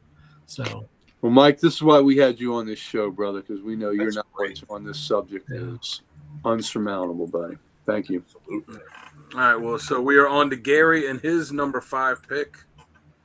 Oh, look at that. Great cover. There we go. So this when Pam picked 83, which was the tone cover where he was sweating, this was one of the ones I had to make a tough choice with. So I was happy, Pam, that you picked that so I could put this in. I love the pink on this cover and the dark red. This is another one of the great Fred Gardner covers that is, I'm sorry, Jerry Grandetti. This is Jerry Grandetti. And I'm a little tripped up. I thought this was 4, but I got my placement wrong. So Jerry Grandetti, he's playing dead, and he's getting ready to open up on him. Look, he's got that hand up there, and just he's just waiting for the right moment to open up and inflict as much damage as he can. But that I do own this book. That is a great cover. I'm working to get all the GI Combat tone covers, so I'm getting them when I can, when the price is right. But they are all, what would we say, Mike, about 20 of them? I believe so. Yeah, they are fantastic. Yeah. And I know I always say this when we talk about them, but just for anybody that's watching that doesn't know what a tone cover is, if you want to just briefly tell them. Oh, it's just the way they would do it. It's kind of painterly. It's kind of like a painterly way that it looks. It's got like it's great. It's got like this gray base to it, and then the other colors expand upon it. It's just. I think it was that they would take the penciled art, and before inking it, they would take the pencil art and then do the colors so that they could get that effect. Yeah, really cool effect, and it's very painterly, right? Just really, really cool covers. Yeah. All right, and just to be fair too, since I kind of showed my little extra one, this is a cover that Gary sent that he was really saying he was having a hard time. Off was. Oh, that's awesome. Yeah, thank you. I appreciate that. Yeah, that's Superman on the Zero. Yeah. I like how he's he's just screwed. Oh yeah, I like how he's just sitting there, right? He's sitting there. He's got the hand, and I love the cape flowing backwards, right? Yeah, the wind's blowing it backwards. But yeah, Superman's getting ready to punch right through that windshield. That's fantastic. That's awesome. It's cool. The effect of the propeller that you can see by Action Comics, where the propeller, he's got the battleship down there. Yeah. So I appreciate you showing that. Yeah, that is beautiful. Love that cover. You don't really need to punch through that windshield, though. No, he doesn't. I think just reach over and pull it. Purdy 30 tone covers. Nice. And then here's the cover that Gary was just talking about as well, the Weird War one. Yeah, that's beautiful. Okay, and you know what we have a recurring theme here, and that's Nazis are bad. Nazis getting what they deserve. Yeah, so I didn't use it because it wasn't as true combat maybe as some of the others, but I don't know that there's a more poignant one. And so it's very powerful. Behind him is the mirror, and then in the foreground, what you see are the backs of them coming toward him. But I love that the needles and the thread, and they're all coming to get him, and the look of horror on his face. Yeah, he's getting exactly what he deserves. You SS fuck. So there you go. Yeah, my bad. I shouldn't have. That's all right. I dropped the F-bomb like half an hour ago. Yeah. All right, so we are up to Mike's number 4 pick. Oh, I love that. I own that book too, and I considered that. Yes.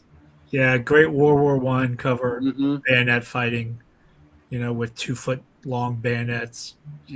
Back in the day when you had a bayonet that was 2 foot long and the man is not. It's not 2 foot wide. Well, some of us may be 2 foot wide, but in general. So with the gas mask and stuff like that. Both of them gas masks, yeah. Just I just hear Pink Floyd The Wall playing in the background. Fighting in the trenches, baby. Yeah. Definist. Look at that. Well, yeah, that is a great cover. I picked that up just because it was one of those unique ones where it was a World War I cover. Yeah. Love it. Yeah, that one's really good. All right, and we got Chris's number 4 pick, where Mike has that. Let's see. Yeah, I have that one. Yeah. Yeah, the Chris's number 4 pick, which I accidentally gave the little intro for it earlier, but this is the one. Now we know he wasn't going to make it through a list of war covers and not have some of these characters on there. Look at that. Oh, wow. I've got that one. Yeah. I must be delayed. I'm not seeing it. I just see the Men of War. Have I blanked out? You're back. You did blank Are out. you back? Okay, now I'm back. Now I'm back. Okay, there it is. You're back. Yep. Yeah, I knew this would be there. Yeah, that is that's Alan Scott, and I believe that's Hiroshima. Yep. It's the Aftermath cover. And I mean, look at the angst. Yeah. Yeah. And even the faces, the floating heads, they're all aghast at the death and destruction, you know. I just find that very haunting. Yeah. I always have. It's always been one of my favorite covers. Yeah. And that's an Ordway. Yes, Yeah, it that's is. amazing Sure cover. is. Great book. Great book. Great. And that was one I was going to put up on the rack behind me tonight, but it was buried under some other boxes, and I'm like, I don't have time to dig it out. It's just been in the past year that I put all the All-Star Squadrons in Gerber's. Me and too. They just pop. Man, they pop. Beautiful books. Beautiful. All right, so we got my number 4 pick, which is my Sergeant Rock entry for the evening. Oh, yeah. No Name Hill. Yeah. Wow. And again, like I said, you know, my thinking for going for it was to kind of show, you know, not the glory of war, but the actual effect. And this one really screamed out to me. And this was one of my covers when we did the Sergeant Rock comic character of the week. This is one of my top covers for that. Mm-hmm. Just the whole, we did it, we won, but much like a cover that you're going to see later, it's like, you know, we did it, we won, it's ours, and then you see what it cost, and not just the bodies of the Americans, the bodies of the Americans, Germans too, Germans that are around them, the destroyed vehicle, the fire there, you know, and you know him kind of raising the rifle, and even you know his uniform in that is beautifully done. Yeah, tatters. You know, Sergeant Rock was a tailor's worst nightmare because he lived in tattered uniforms. He sure did. But yeah, to me, this is another one that just kind of displayed, and the fact that it says No Name Hill just kind of adds to like the futility of it. Right. Yeah, I agree. I love how the color backlights that whole thing. It's just beautiful. Yeah. Yeah. And how he is in front of the trade dress, which I think is neat. Snoop always shows his ass. Yeah. Great cover. Mm-hmm. I think that was, I don't know, did Dan, you get it that night when I said ass? I don't know that you got that night. You get almost every other one. That I do. I always showcase. I did. You did. Okay, you got it.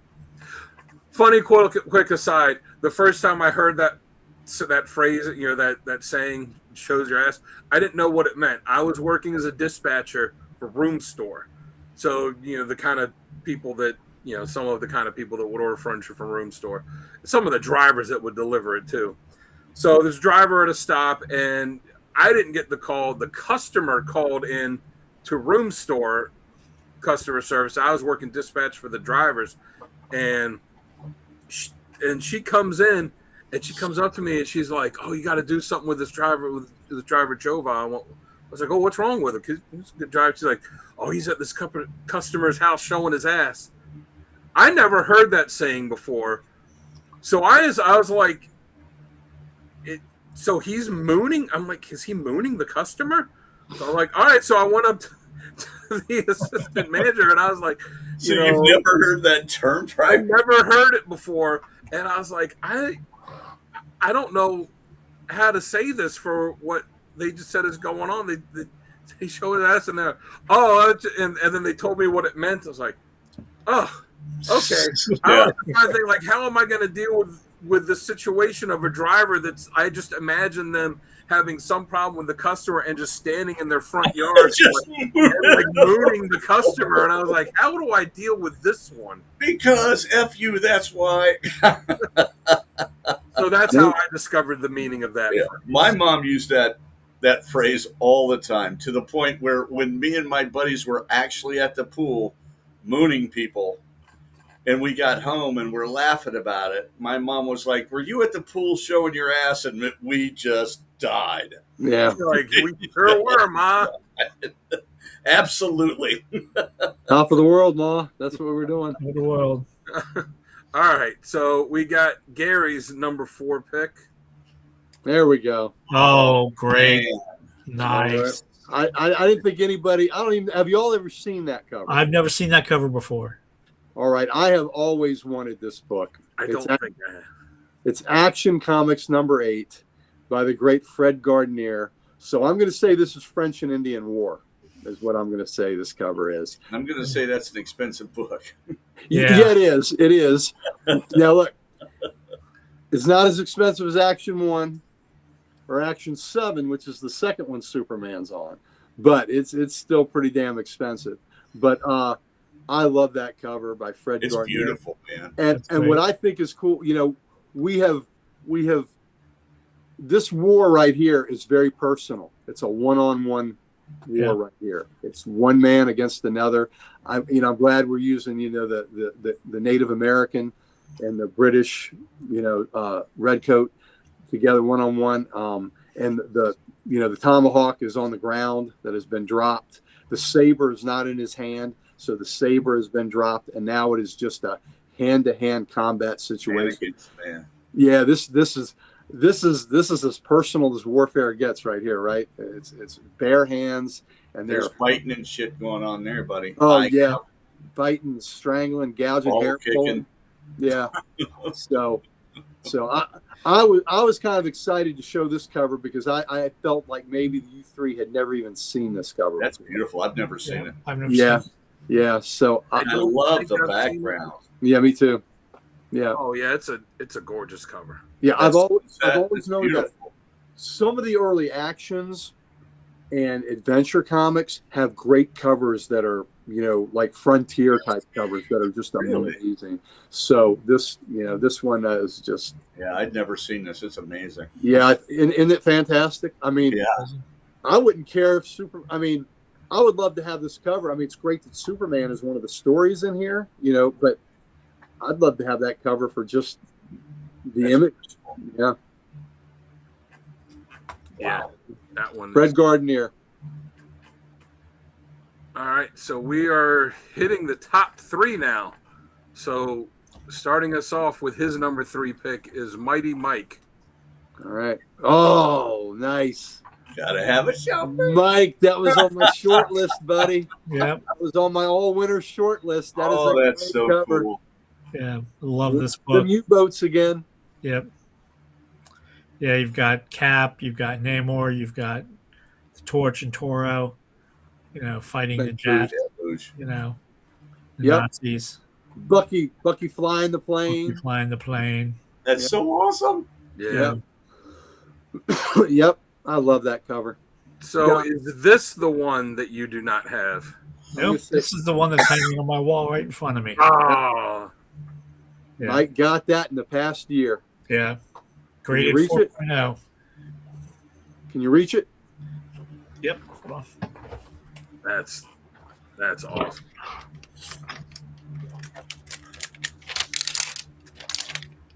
Oh, that's nice. Wow. A little bit of a glare on you, but A little bit yeah. of glare because it's in a Gerber bag. Yeah, That's all right. Yeah, but that's the real deal. Mike's sitting Yep. there holding them in his hands. That's beautiful. Man. Yeah, on my wish list is an all winners Yeah. cover. Yeah, there's a couple on my wish of a couple Human Torch ones that are on my wish list, and Golden Age ones, but they're so far out of my price range. It's Well, the it's great thing about the all definitely a winners wish. is you get Cap, Subby, and the Torch all on the same cover. Usually. Yeah. Yeah. That's what's so good about them. And it's Schomburg. And it's a shot. Schomburg cover. Yeah, damn right. That's what I've always wanted. I've always wanted a Schomburg cover. Yeah, me too. Well, you know what? One of those Invaders covers, one of those either the giant size or the annual, is a Schomburg. Great, So man. that's a cheaper way to get a Schomburg. Wow. I think it's the one with the Arc de Triomphe. And as much as Sorry, what was that? The Arc de Triomphe is on that Invaders cover. That's a Schomburg. Oh, okay. Yeah. As much, Cap's my favorite character. But even with that said, of those, those timely World War II or Golden Age characters, the Human Torch had the best covers. Yeah. Oh, yeah. So many, like Cap had good covers, Namor had good covers, but the Torch just consistently had spectacular covers. And what I loved about the Torch and Namor at the time was they had continuous battles. Yeah. That was unheard of in other books. I mean, they would have battles that would last a couple of books. Yeah. Or go back to fighting each other a few books later. I mean, it was just... Yeah, fight the Nazis, fight each other. Yeah. Fight the Nazis. It's interesting. The Japs fight each other. Yeah. Yeah, that's a fantastic cover. Yeah. That is a great cover. So we are There's on that whole fire and water thing that was fascinating. We are on to Chris's number 3 cover. Oh, great. There we go. That is one of my favorite covers of all time. Great. He is treating that Nazi like a Nazi's supposed to be treated. That's right. That's how you greet a Nazi. That's right. That's a hello. How do you do? How do you do? Choke you to death, you. For me, the thing that makes this cover is his eyes. Yeah. The way that Kubert drew his eyes. Like, I mean, the whole expression, the mouth and everything, but especially the look in the eyes and how dark it is around them. It's just fantastic. Just pure hatred. Yes. Just pure, unadulterated fury. And that Nazi's gun going off as he's pushing him down too. Just it's beautiful. And of course, was Kubert. Yeah. Sure. And just classic. I just love the rage. I love the rage, and the fact. I love the fact you can't even see his head because he's got it buried in the snow. Yeah. And you guys probably have seen this cover for years. I loved this cover when I was a kid. I always thought it was cool. Yeah. I was thought it was neat. That's a great picture. All right, so for my number 3, taking it, he's number 3 on my list, but he's number 1 in my heart. Doing what you need. Oh, man. There you go. Done to Nazis. Just punching Hitler. When I was in the shop picking my books up a couple weeks ago, he deserves it. as always, as we always do when we all go to the shop, we chit chat with other people in the shop. We chit chat with people that work there. And Obed, who works at the shop, asked me, as we were talking, he's like, so what is it about Cap? Why is he your favorite character? I went, well, on his first appearance, he's on his cover punching Hitler in the face. Yep. And I was like, and then I started to elaborate more, and he goes, no, you've already given the perfect answer. Yeah. Yep. Now you want to talk about a book that's on a wish list. Yeah, really. This is well, I think he's on there. I think this book is on everybody's wish list that collects comics, Marvel or not. Yeah. Chris would get it, and he'd be like, "No, I'm not really a Marvel guy. I'm not." No, hell no, that's shit. Let me tell you, today I held a very rare book at Damien's. It was a All-American Comics 16, first appearance of Green Lantern. Oh. It was coverless, but the book was intact. Nice. And even then, that's an expensive thing. And so I got to flip through that first Green Lantern story. It was the first story in the book. Oh, cool. And it was really, really neat. And that of the old DCs, that All-American 16 is really rare. It's scary. Yeah. I don't know, man. I might take this and trade it for a couple of All-Stars. See, this is one of those ones that's on everybody's list, kind of like Action Comics. Like, yeah, Action Comics would be on my wish list to get, but I would get it, and then I would sell that and then use the money to buy this book and some other stuff. So this isn't on my wish list because I could sell it to get this other stuff. This is on my wish list because this is the one that I would want. Because first appearance of my favorite character, he's punching Hitler in the face. The Nazis, shooting the shield and the bullet flying off. Just badass. But again, you talk about a wish list. This is one where I can't even afford to have the wish of getting this one. I couldn't afford a corner of the cover.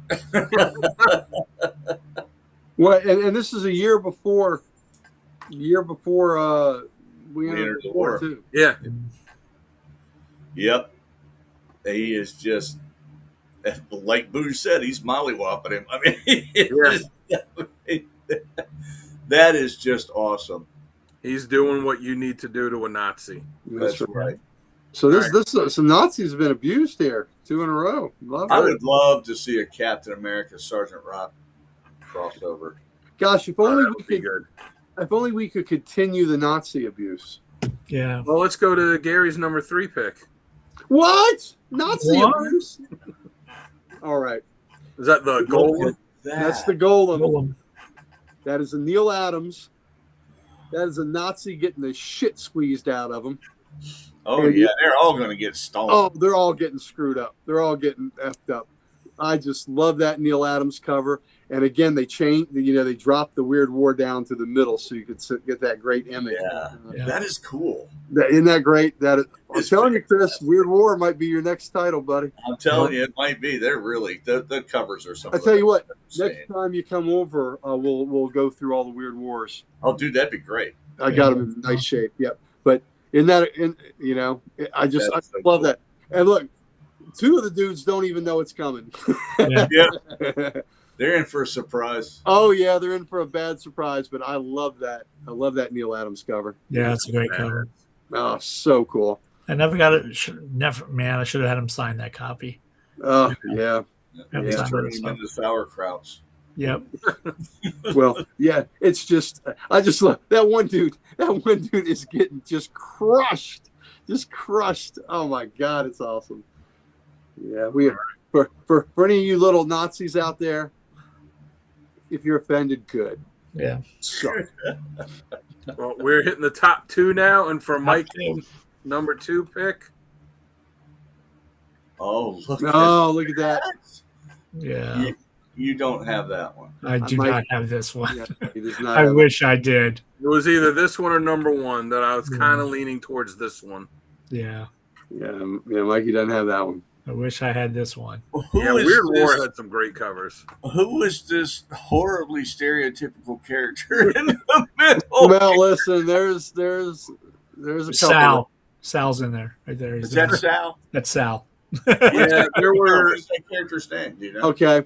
The Golden Age was not really what you would call politically correct. Politically correct. No, Yeah. never. Now, Never. is that a Kirby? Because the dude with the little hat on looks like a Kirby drawing. I mean, it looks like 2 of the Newsboy Legion. The one looks Yeah. like Gabby, and the one on the under the 10 cents looks like Big Words. Yeah, they are the Oh, newsboys. yeah, that's the news. Well, look out on the left there. Yeah, Yeah. but it's not really because the Newsboy Legion was DC. But Oh, it can't be, can it? yeah, but it looks like a Did Kirby. they have a? And look, not only is the black dude very stereotypical with the lips, he's got him in a pimp suit. Well, I'm Yeah. looking. He's got him big pimping.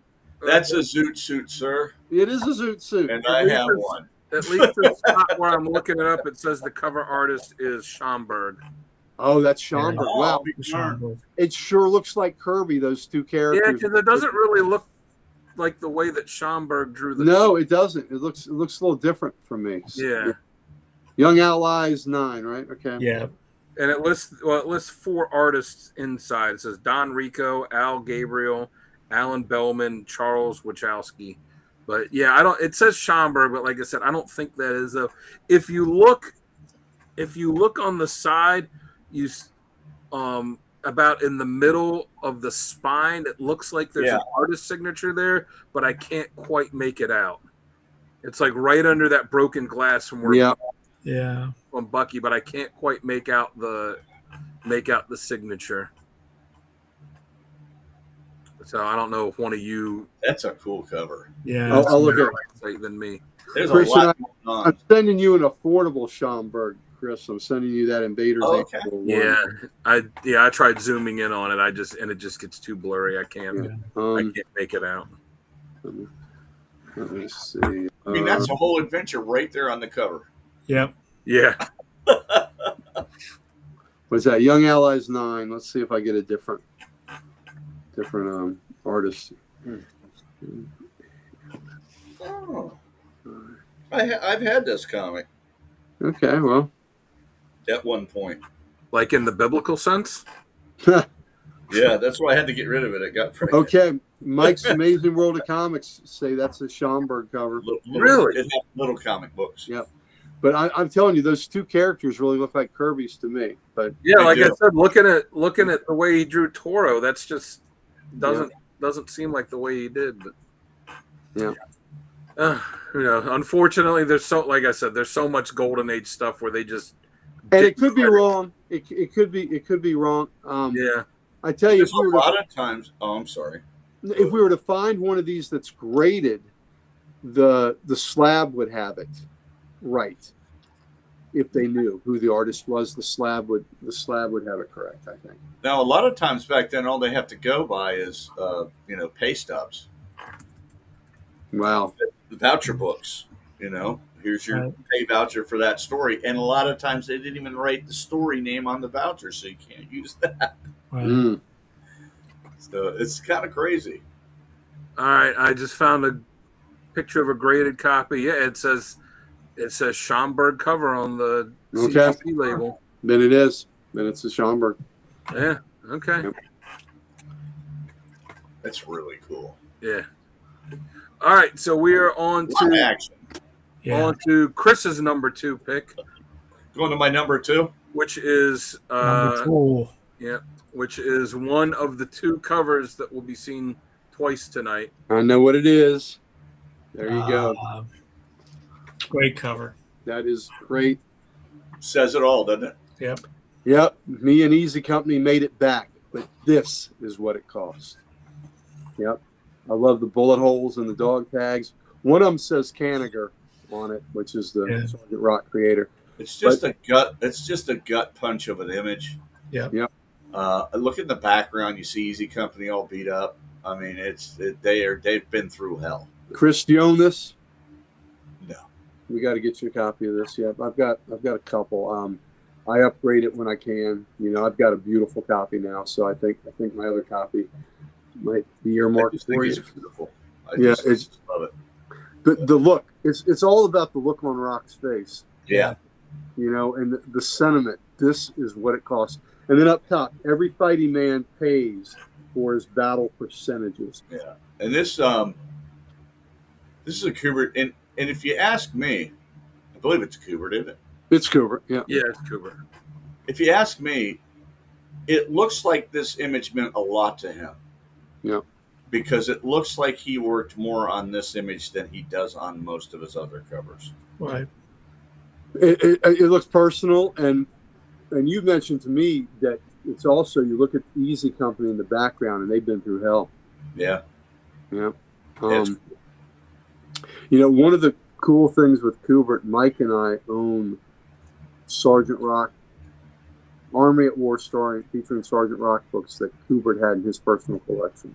Yeah. Wow. So we each own, Joe Kubert owned Sergeant Rock books. Yeah. That's pretty damn good. That's pretty cool. Yeah. Mm-hmm. And Mike has that great. You ever think he read him while he was sitting on the shitter? Hopefully. You know what? Yeah, then you might have a bit of his DNA in there too. You might have some DNA there, but well, the condition, if he did read them on the shitter, they are high grade. High grade. They are High grade shitter. Yep. Pam, little chocolate thumbprint and one. Pam, It was like on Al Bundy's golden toilet. Yeah. Pam, I think you're right. That may be his best cover. It's certainly his most poignant. It's very powerful. Mm-hmm. Yeah. And then look at the detail in Rock. I mean, just look at the detail in his knuckles and his arms. Just the way he's just clenched. Yeah. Fist. Angry. The wrist. Looks like he was carved out of rock. Right. Yeah. The T. I mean, he is. I mean, he's just pissed. He is just pissed. Yeah. All right, then going to my number 2 pick, which was one that Gary had until I told him it was a double. So another. Yeah. Oh yeah. Wow. Wow. Mm-hmm. And not a war cover in the sense that it's a combat, but this is a war cover. This is the outcome of war cover. Yeah. This is the Memorial Day cover. Yeah. Yeah. Great cover. Again, Amazing. Kubert, the rows of crosses and Star of David's in the back at the cemetery at Arlington, just beautiful. The rain, look how the rain's hitting. Yep. It's just phenomenal. How it's dripping off his hands and the bugle. Mm-hmm. Great cover. Yeah. Great cover, Dan. You can feel the sadness in it. Yeah. Yes. Yeah. It almost feels hopeless. It's somber. Yeah. Yeah. It's the end of the line. Mm-hmm. That's beautifully done. Yeah. I agree. And then we are on to Gary for his number 2 pick. All right. Oh, great cover. All winners. Giving it to him. All winners 11. My choice, it was 9 or 11, and I knew somebody owned 9. So I figured that would make the list. Yeah. I always love seeing these Golden Age Cap books where they consistently color his shield wrong, and to see like how it is, like what particular way they chose to color it wrong on different covers. Yep. Still cool. It actually is a cool color scheme. The other one was out to the cleaners. It looks Russian.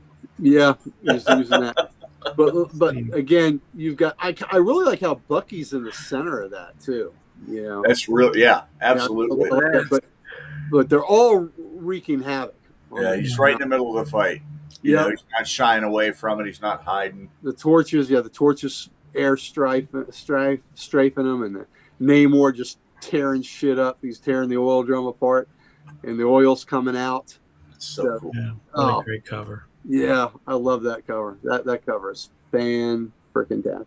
And the other thing is, besides being Golden Age books, for anybody that doesn't know, the war covers are more expensive too, because they are a premium. They are highly collectible, highly prized. So not only is it a Golden Age book, it's a Golden Age war cover. So it's Schomburg cover. Whether it's another Schomburg, whether it's one of these guys, but if it's a Cap cover, that's a war cover. If it's an action, that's a war cover. With Superman on it, or the Green. There's a Green Lantern 5 that's got a cover where he's got a fight. He's using his ring on a tank, and it's 3 or 5 of the Golden Age Green Lantern, and that's really cool too. But all those covers with war themes are more expensive. Yeah. And speaking of Cap Shield, I know Gary knows the answer, but Mike or Chris, do you know why they had to change, or why they changed the design of Cap's shield from issue 1 to? Because of the shield. Yeah. The character of the shield. Mm-hmm. Yeah. Didn't know that. Mm-hmm. Yeah. So if you look at he had the shield. Mm-hmm. Because he and he predated. He appeared before Cap. Like I said, he was the first patriotic American superhero. So he, as much as I like Cap, he predated Cap, and the design of his costume. Well, let me just. It's jumping on here. I'll just throw it up real quick. You can see the design of his costume, and you look at Captain America's original shield, and you could see Archie going, whoa. What you don't see in that picture is Captain America standing behind him with his hand up his butt. He's using the shield as a shield. All right, so we are on to our number 1 picks. Woo, number 1. Drum roll for Mike's number 1 pick. Mike's number 1. I'm going to guess, Mike, it's brutal, right? It's brutal. It's brutal. I know what it is. Yeah, I knew what he owned. Yep. Wow. Yeah, boy. Murder my buddies, will ya? Oh man. Rugged man. Look at that guy got a bullet hole in his head. What the hell's going on here? And getting crispy fried. Rugged men and deadly action. Yep. Flamethrower covers. Got a premium on them. Death covers have a premium on them. You do not usually see GIs shown like this with a bullet, shot in the head like this. Yeah. This was a rarity. You do not normally see that. Is that heck? I'm I'm not not What's that sure. say at the bottom there? Might be Don Heck. Looks Yeah, like it's Don Heck. Heck. It is Don Heck. Yeah. Be damn, he went from doing that to Iron Man. Mhm. But I mean, that is just brutal, dude. Getting fried, and then but the dead GI with the bullet wound in the head. Wow. You just did not see that very often. Yeah, I traded in a copy of Giant Size X-Men 1 for this. Wow. With Damien, right? Yeah, Yeah, when Damien when he got it, he said this was a hard to get book. And yeah. This is one of the man, books that's not in the Gerber catalog, if I remember correctly. So, Really? Yeah, yeah. And here's the other thing. and it's in like the rare version. If Mike ever needs to get another Giant Size X-Men 1, he can get it. probably find one. Yeah. There's a lot. You're This not going to find this anymore. no, not so much, right? Not Well, so- and then the other part of that cover, the soldier's head, is, I don't know if well known is the right word to use, but I knew it from another cover, not from this, where it's on that horror cover. yeah. Yep. Mhm. Terrific. Yep. When they were like, yeah, let's just take this one part of this cover. And turn it over. Yeah. Yeah, we're gonna make it to another cover. Yeah. That's funny. Oh, it was brutal. Yeah, I knew that was coming. I knew that was number one. Yeah. Oh, man. All right, and then we got Chris's number one, which is the other cover that made it on more than one list. Yeah.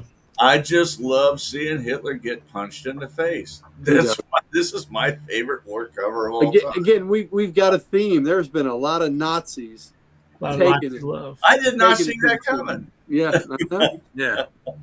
fucking Nazis. But look at that. That's just so awesome. To quote Yeah. the Blues Brothers, Illinois Nazis. I hate Illinois Nazis. Yeah. Yep, Stokey. Yeah. Yeah. I mean, what can we say that hasn't already been said about this cover? It's awesome. Well, the Here's the original picture. one, when Chris sent me the picture, it looked like it was something that was like a coloring book one. Yeah, I didn't even really notice because I'm looking on my phone. I'm like, all right, then as I'm. And I didn't notice either because I had downloaded it small. So Yeah. But it was the absolutely not the art. all this Nazi bashing makes me want to go watch Inglourious Bastards again. Yeah. Really. all right, so we got my number one cover, which Nazis. I debated on whether this is going to be my number one or not, but it's a cover that jumped out at me as a kid when I read this series, and I it's a comic based on a toy line, but it was war comics, even though it was based on a toy line. But this Mike Zeck cover just always stuck with me, and this GI Right. 45, Oh, yeah. where I said again, it's just kind That of is awesome. It's got the pig right there. You know. I was gonna give you crap for using GI Joe, but that's awesome. pretty cool. I can't really complain. this I mean, this is a cover that could have been straight off of Weird War Weird War. Tales. Yeah. Oh hell yeah, And that's awesome. who knows? Maybe that was an inspiration for Zek. But again, for me, kind of going with that whole, almost futility, horror of war. It's like literal death is out there on the battlefield. And again, like I said, you think about like this is a comic based on, this is a comic that was put out to sell, 3 3/4 inch action figures. Yeah, And that one sold nightmares. Yeah. Yeah. yes it did. That's a 60, isn't it? Yeah. Yes, it And, is.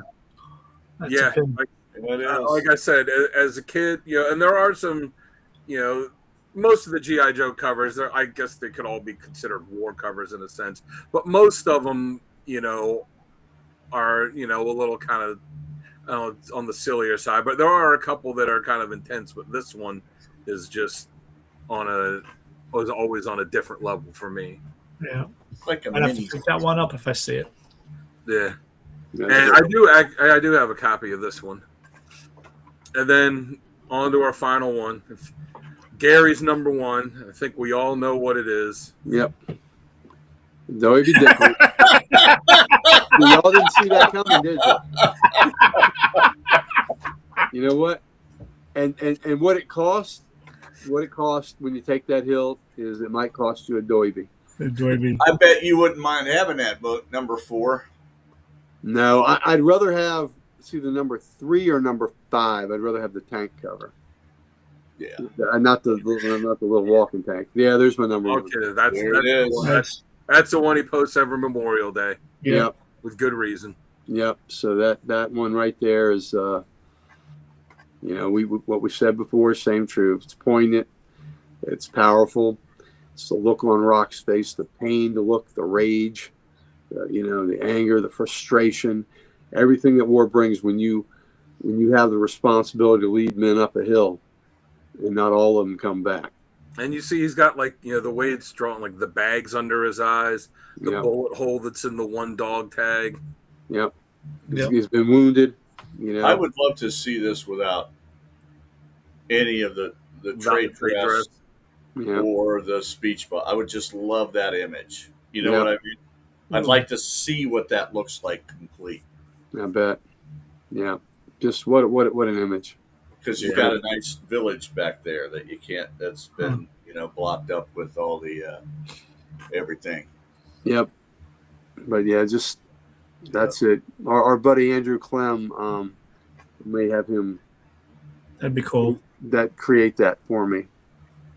That would be neat. It moves me. It moves me. Powerful. Cool. And you'd see that from across the room. I hate that they put these giant UPC boxes on the front of these comic covers. It's just horrible. Mm-hmm. Take up a hunk of the cover. I agree with you. Seeing it without the trade dress, the UPS, the UPC box. I think if I could have what they did, like the Virgin variant without all that stuff, but I would still want the word balloon in it. Oh yeah, totally. I do too. I think you need that. That adds to it. Yeah.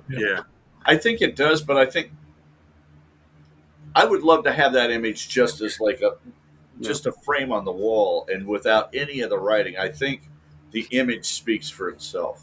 Mm-hmm. Yeah. Personally. Right. Well, the other thing is though, we also have the hindsight of knowing what it says. True. We don't have to. I mean, we can take that away, and it's resonating in our heads because we've read it so many times. Right. Yeah, but I like it there because there's people that are seeing that for the first time, and I want them to see what those pained words are. And I love how this is what it's cost is in blood red. Yeah. Yeah. Oh. Very cool. All right. Well, thank you everyone for joining us on our journey tonight of top 10 war covers. I think it's one of the best top 10s we've done. Yeah, I love it. Thank you. Awesome. Thank you for those in the chat that were playing along with us. For Pam sending her top 3 in, which was 3 great covers. Yep. Oh yeah. Thanks to these guys for being on with me tonight, especially Mighty Mike. Thank you for having me. It's an honor. So good. For, taking the time. It was perfect. Great to have you. I mean, we're going to do a show about war comics. We got to have the war comic expert on with us. Yeah, we can. Damn Skippy. So I've been looking forward to doing this show with him ever since it first germinated, and we thought about this idea. I couldn't wait to ask him, and then when he, and there was very little coercion involved. No. He was down with this. Thanks, Mr. Keith. Yeah. Thanks, He was down with this, and listen, it was a great show for us. But again, the inspiration is we want to honor those who have served, and gave the ultimate sacrifice. That's right. It's one thing we honor these fellas here that served, but the fellas that we really, really honor on Memorial Day are the ones that served, the men and women who served and never made it home. And these 2 fellows will tell you those are the ultimate heroes. Amen. Yeah. So we thank them, and because of them, we can have a show like this, and we can talk about these great books and these great covers, and the covers are poignant because of the sacrifices they've made. So, thank everybody for taking part in this. This has been my favorite top 10 show because with you guys involved and with the subject matter. So thank you guys. Thank you very much. Thank you. Join us back here on Saturday at normal time at 11. We are going to be doing Comics Unleashed. Sal will be back on that night from the beach, so I'm sure we got between now and then everybody can come up with some good zingers for him. And then next week will be the podcast, and next Thursday we will be doing comic character of the week. Yes, thank you, man. We'll be doing comic character of the week on Mr. Freeze, a character that Chris said he doesn't like. So I said, well, you don't have to do the episode. And your response was, "Oh, I'm doing it." And what was your response when I said that you didn't have to do the episode? I don't remember. It was something along the lines of the camera calls to me. Oh, the camera calls to me. Yeah, I mean, I can't. Especially now that he's so clean. I'm a fucking ham. I gotta be. Thank you, Boosh. Thanks, Boosh. So make sure to join us for that. And